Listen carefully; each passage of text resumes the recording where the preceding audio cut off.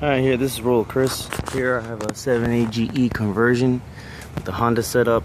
A lot of people ask me questions about the 7AG. I'm gonna go a quick overview of the things that, people talk about on the internet, and people say the do's and don'ts, and mostly people bash the 7AG, but I'm gonna talk about some great things about it. Okay, number one thing is people say the 7AG cannot rev. That's because they don't have adjustable cam gears and they're running the stock cams with the 4AG setup of the crank sprocket down there.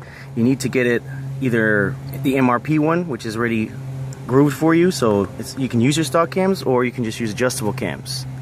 That's why people say it can't rev. It does rev like a 4AG, maybe just not as fast. But since I'm running the Honda setup here, the computer technology is a lot more efficient. It's a better processor, so my 7AG does rev faster.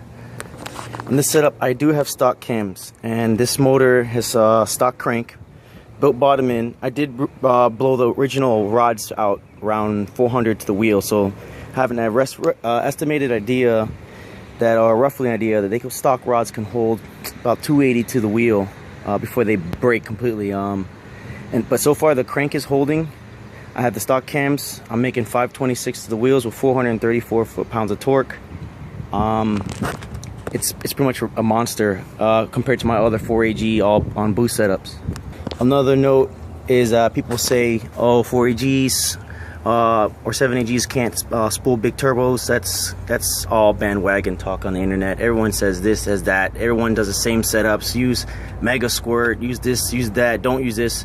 People just need to try things. I'm running a GT35R turbo, and this thing spools it up. Even my old 4G spooled it up, roughly around the same RPM.